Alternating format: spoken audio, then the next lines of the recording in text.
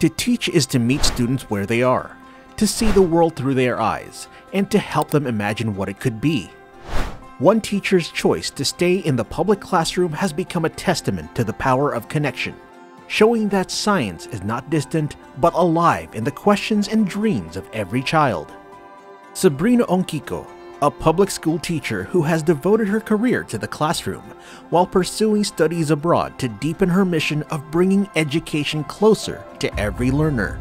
Her work has earned her some of the country's most respected distinctions, including the Batobalani Many Faces of the Teacher Award, the Outstanding Women in the Nation Service Award, the Metrobank Foundation Outstanding Filipinos Award, and the 10 Outstanding Young Men of the Philippines Award.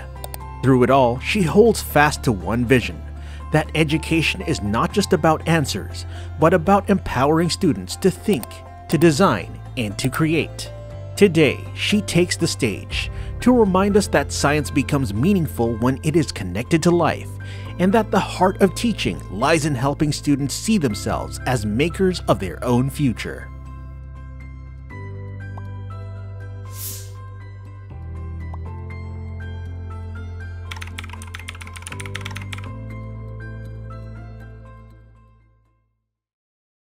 Mahirap magturo sa Pilipinas. Alam natin ito mula sa ating sariling karanasan, maging sa lumabas sa mga research. Kulang tayo sa maayos na materials, kulang sa competency, paminsan kulang sa oras para matapos ang lessons. Ang mga estudyante natin, mahina magbasa, maraming pinagdadaanan sa bahay at buhay na hindi lang curriculum at pedagogy ang kailangan natin isipin habang nagtuturo. Pati na rin ang personal at contextual factors na nakapalibot sa ating mga bata. Yan ang realidad natin. Hanggat mahirap ang buhay ng mga Pilipino, mahihirapan tayo mga teachers. At kung titignan natin ang mas malaking picture, tayo mismo mga teachers ay biktima at produkto rin ng sirang sistema sa edukasyon na sinusubukan natin ayusin ngayon. Kung mahina man ang teachers, ito ay dahil may pinanggalingan tayong mga sistemang hindi nakatulong sa atin. Pero hindi rin tayo pwedeng maiwan na lang sa pag-iisip na ganito talaga o kasalanan kasi ng gobyerno. Kasi hindi rin natin pwedeng sabihin sa mga kabataang Pilipino na saglit lang inaayos pa kasi ang sistema.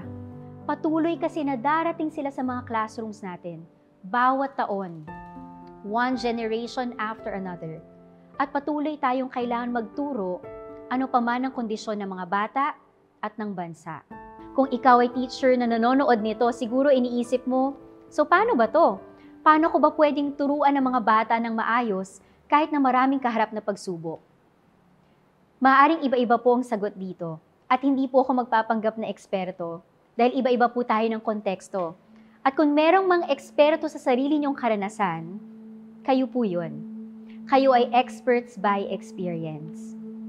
Pero gusto ko po magbahagi ng ilang natutuhan ko sa mga estudyante ko na nakatulong sa akin. Una sa lahat, dahil ang kanilang konteksto ay nakakaapekto sa pagkatuto, hayaan nating turuan tayo ng ating mga estudyante. Mahalaga na mag-observe, magtanong, at makinig. Ito ang foundation ng pagiging student-centered at science skills din po ito. Tinuturo natin ito sa kanila kaya dapat ginagawa rin natin ito. Mag-observe, magtanong, makinig. Saan sila nahihirapan? Anong hadlang sa pagkatuto nila? Paano nila tinutulungan ang sarili nila? Anong mga strategies ang effective sa kanila? Kasi hindi lahat ng binigay sa atin sa trainings ay effective sa kanila dahil iba-iba ang mga bata. We have to try it with them. And if it doesn't work, find another way.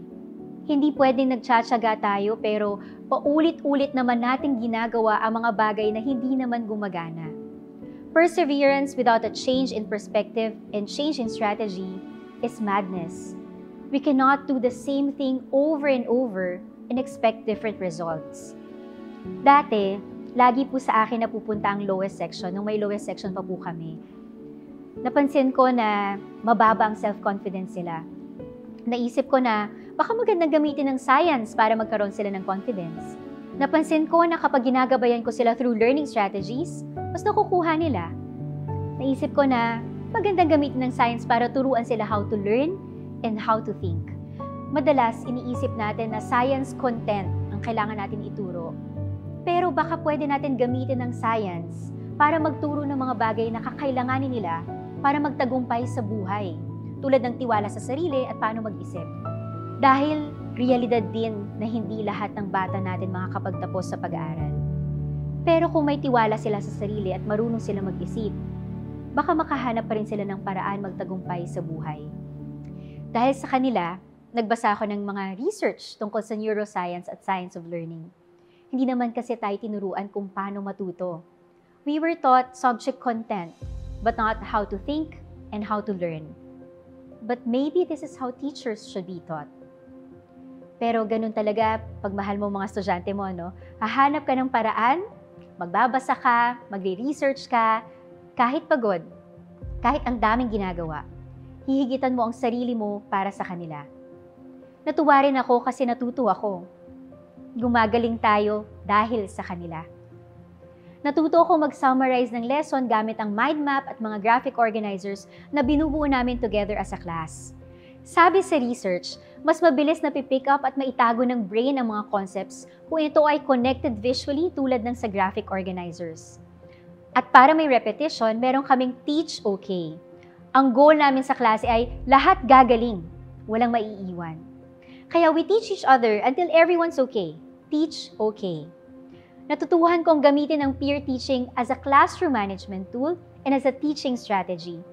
Ituturo nila sa isa't isa yung summary ng lesson na nasa graphic organizer. They learn to explain concepts in their own words. Classroom management tool ito kasi regulated ang usap at isa rin itong paraan para paramihin ang sarili kapag malaki ang klase mo. So umiikot po ako para pakinggan kung paano sila magturuan. Pumapasok lang ako kapag may nahihirapan magturo sa kaklase at inaanyayahan ko siyang pakinggan ako habang ginagabayan ko yung classmate niya. Ang goal ay maturuan silang magturo. Sabi sa research, students who teach others become better learners. So tumataas din ang learning outcomes. Pero ang totoo kong goal, magkaroon sila ng pakialam sa isa't isa. Na kapag nakuha mo na yung lesson, tumulong kang mag-angat ng iba. Pagkatapos ng Teach Okay, meron namang kaming Kids Plain. Magtatawag ako ng mga bata para mag-explain ng lahat ng nasa graphic organizer. Noong una, walang gusto mag-volunteer sa Kids Plain kahit na medyo na-practice naman na nila ito sa Teach Okay. Pero alam niyo po kung ano ang magic words? Andito ako sa tabi mo. Pag kinabahan ka, tingin ka lang sa akin, tutulungan kita. Isa pang magic sentence, okay lang magkamali. Okay lang magkamali. And every year, when I introduce this, all it takes is just one brave kid to do it successfully. Pagkatapos, ang dami nang nagtataas ng kamay para sumubok. At kasabay sa pagtaas ng kamay nila, ang pagtaas ng kanilang confidence. Tapos, buburahin ko ang graphic organizer sa Blackboard kasi magsusulat na sila ng notes. Wala akong prepared Manila paper kasi binubuo ko kasabay ng mga bata ang graphic organizer. Isusulat nila sa notebook nila ang naalala nila sa graphic organizer at kung ano pang gusto nilang idagdag tungkol sa natutuhan nila sa lesson. Sabi kasi sa research, powerful ang i-reconstruct ng mga bata ang kanilang learning through note-taking. Tapos, pagtutulungan ulit naming ihuhit ang graphic organizer sa Blackboard para pwede na lang i-check kung may kulang sa notes nila. Alam niyo po, tumaas ang scores ng mga bata sa lowest section. Nagkaroon sila ng motibasyon kasi nagkaroon sila ng tiwala sa sarili. Masaya raw palang matuto. Favorite na nila ang science. Pero may isang taon, kinailangan mag-reshuffle ng teachers pagdating ng second quarter. May nag-leave kasi. Kailangan ko mapunta sa ibang section.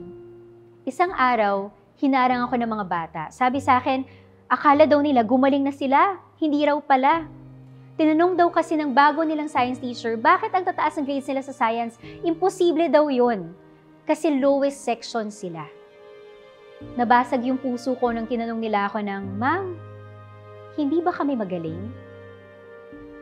Magandang tignan natin ang ating mga sarili kung paano din natin nakikita ang mga bata. Nakikita ba natin silang mahina? Huwag po nating kahunin ng mga bata maging ang ating mga sarili. Ang science at math ay hindi lang para sa matatalino. Ang science at math ay pwede sa lahat. Lahat ng tao pwedeng hasain ang kanilang talino. Yan din ang sabi ng research studies. Mahalagang maging malay sa ating biases at assumptions kasi ang pananaw natin ay nakakaapekto sa pagtuturo natin. Minsan, iniisip natin kulang tayo ng materials at resources. Totoo naman. Pero natutuhan ko rin sa mga estudyante ko na madalas, ang best tool po ay imagination. Imagination. Naalala ko noong ang topic namin ay reproductive system, iniisip ko kung paano ko sisimulan ng discussion na to na hindi sila mahihiya o matatawa. Nanghiram ako ng lab gown at stethoscope at pumasok ako sa klase sabay bati ng, "Good morning, doctors! Thank you for attending this medical conference." Sa isang iglap ay naging conference room ang aming classroom at nagtatawagan kaming doktor sa klase. Yes, Dr. Fatima, that's a good observation, Dr. Anton. Dahil sabi namin, kapag pinag-uusapan ng mga doktor ang katawan ng tao, hindi sila nahihiya kasi tinitingnan nila ito in a scientific way. So by imagining ourselves as doctors, I got so many honest questions about their bodies that day. And we discussed them in an objective and respectful way. We can also use their imagination to develop empathy. Alam natin kailangan na kailangan sa mundo yan ngayon. Dahil sa empathy, pwede nilang gamitin ang kanilang talino at galing para tumulong sa kapwa. Naalala ko po, isang topic sa curriculum sa grade 6 ay disaster preparedness pag may lindol. Nagbigay ako ng challenge sa klase na mag-design ng go bag. Ginamit namin ang design thinking process. Hindi ko po makukwento ang buong design thinking process pero magandang malaman na ang design thinking ay naka-anchor sa empathy. Ilalagay mo ang sarili mo sa posisyon ng mga taong ginagawan mo ng design. Naglista ang mga bata ng maaaring maramdaman, gawin at iniisip ng mga tao bago, habang at pagkatapos ng lindol. Tapos nag-brainstorm sila ng ano ang laman at itsura ng isang go bag na makakatulong sa mga taong apektado. At gumawa sila ng prototype gamit ang mga scratch papers namin sa classroom. Alam niyo po, may isang grupo naglagay ng rosary sa go bag para daw kapag nawalan ka ng pag-asa, dahil nawalan ka ng bahay o kamag-anak, meron kang pagkakapitan. May isa naman, naglagay ng family picture.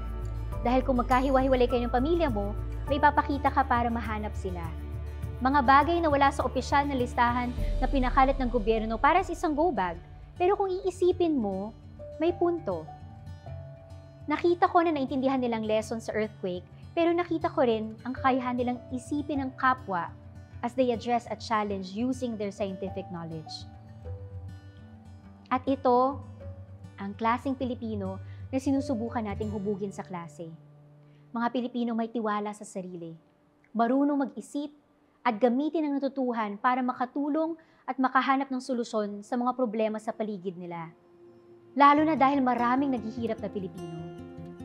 Maaring mukhang maliit na bagay, pero baka ito ang susi para matulungan nila ang kanilang mga sarili at mabuhat ang kanilang henerasyon. Para hindi na tayo umasa lang sa iisa o ilang pinuno na magliligtas sa atin sa hirap. Para rin hindi na tayo kayang lokohin ng mga taong may kapangyarihan. Kailangan natin ihanda ang mga susunod na henerasyon kasi sana hindi na palaging ganito. Ito ang ambag nating mga guro. Huwag po sana natin silang biguin. Sa mga estudyante natin ibuhos ang ating pangarap at pag-asa para sa mas magandang bukas at buhay para sa bawat Pilipino.